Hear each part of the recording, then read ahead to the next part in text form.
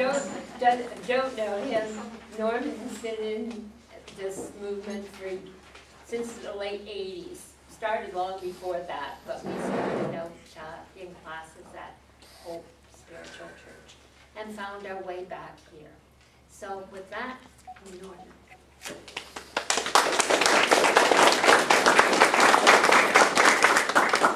Thank you for your welcome. It's nice to be back. I never know from one appearance what I'm going to talk about because I don't leave it up to myself, I leave it up to my guides. So bear with me, because this message is not just for you, it's for me too as well, and the whole world. We have had many avatars, many personages that have been born on this planet that have given us some insight as to how we should conduct our journey while we're here. Of all of them, they always have one common thread that flows through all of their teachings. And that thread is love, L-O-V-E. People believe that it's just a word. It is not just a word. It's an emotion, but it's not just an emotion. It's an energy. And when you get into the universal love energy, you can be in what they call nirvana. There's not a darn thing in this material world that they could do to you, or whoever wants to do it to you. It wouldn't matter because you don't care. You're void of all things material. You're so happy. You can't really exist here because there is no way that you would survive. You'd walk out in front of a bus, a truck, or a train within the hour. Because that's how lackadaisical you're going to be. How do I know? Not because I read it, it's because I lived it. It's only happened to me twice. And both times it was a privilege and an honor. Mind you, if I could bottle it, none of you would have to work today. I'd make you all billionaires. But unfortunately, it's not bottleable. I can't bottle it because it's already within each of us. It's already there.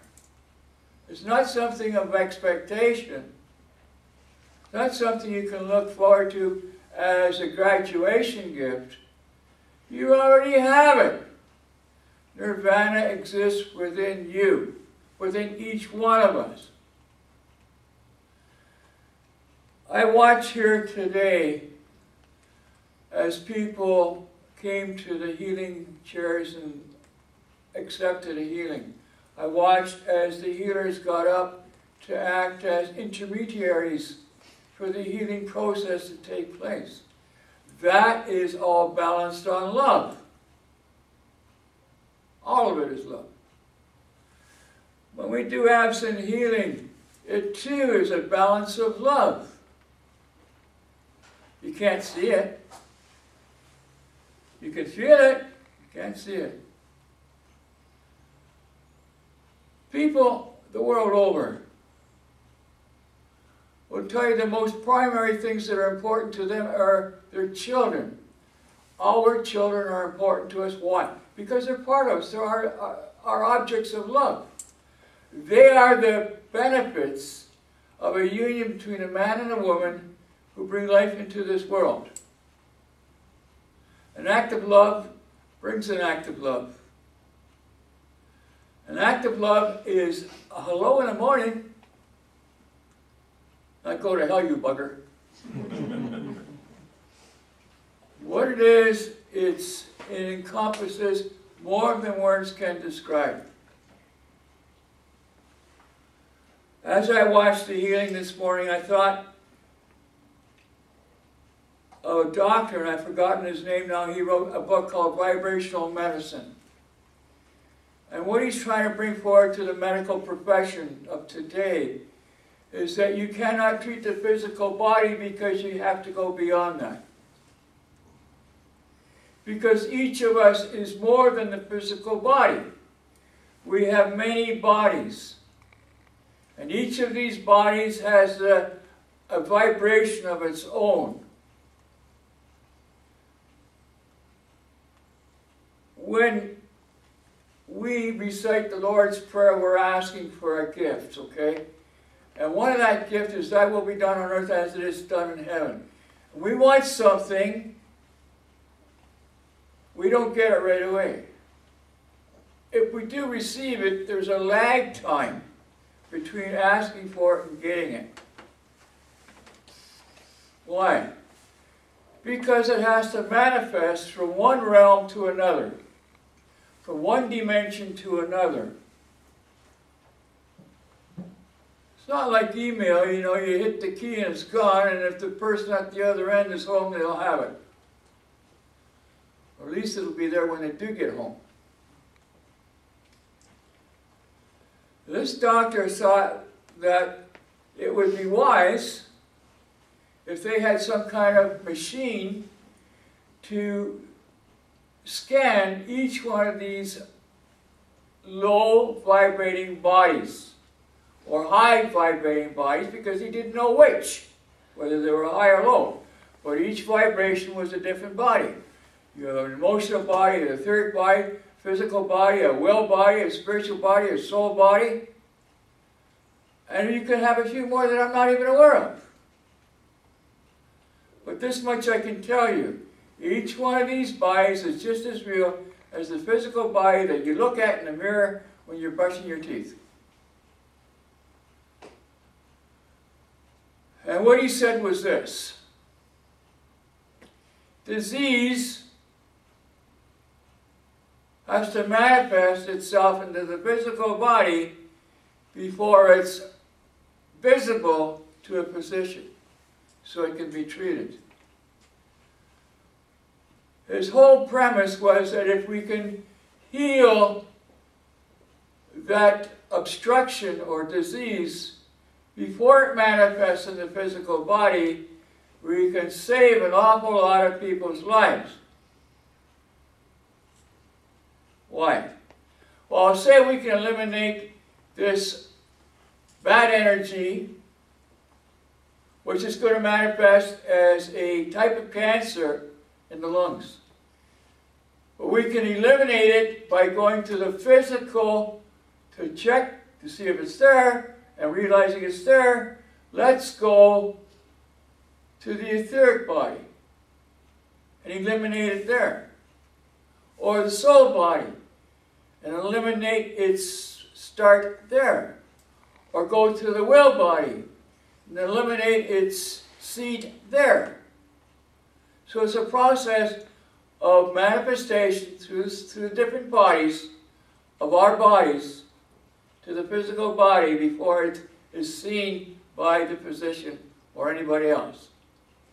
But what he's saying is that if we had the mechanics or the electronics to scan these bodies and to pick out the dark spots of energy and to label them according to our ability to define them as a disease, specifically this, that, or the other, and we can eliminate that disease in the progression of manifestation,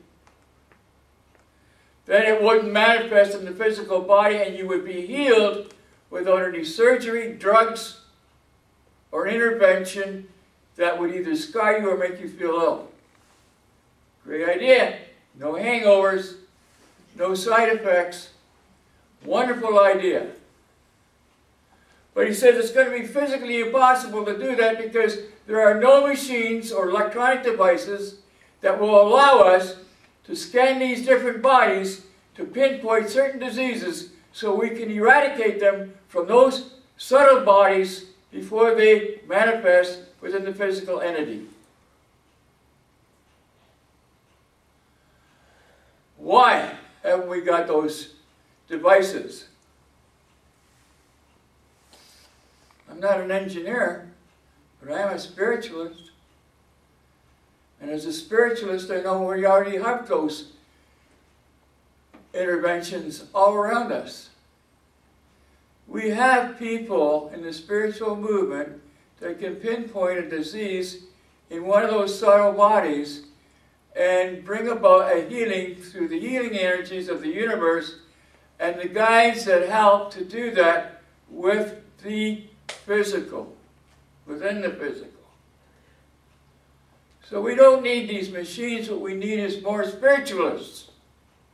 More spiritualists that are open to the healing of vibrational medicine, a healing for all the bodies that we possess. You don't realize it, but you are a walking dynamo. You're a walking universe within yourself.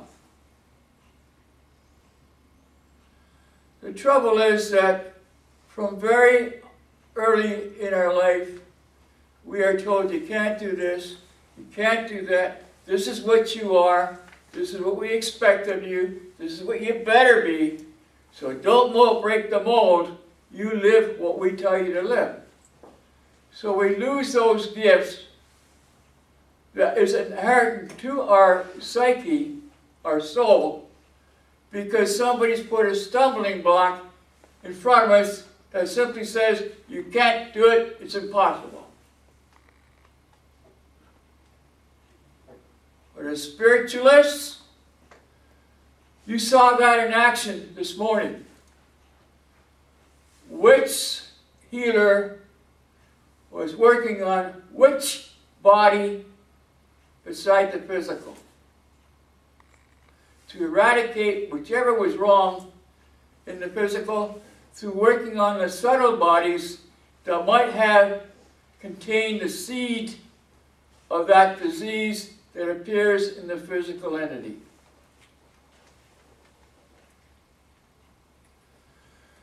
Now, this isn't something that's space science.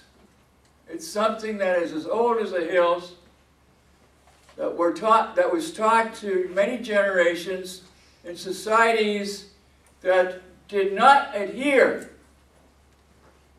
to an obligation to live your life by somebody else's concept, or desire, or will. But it's up to you on your journey to recognize that you have powers beyond your comprehension. As above, so below. The intelligence of the universe is within you.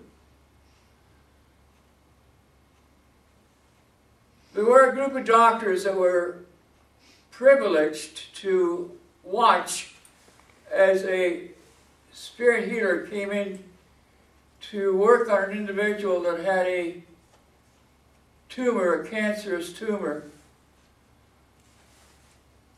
And this individual came in and worked on that patient. And the physicians around watched as a spontaneous healing took place. The tumor disappeared, was gone. Why? Because there was an activation within that dynamics of the human spirit and body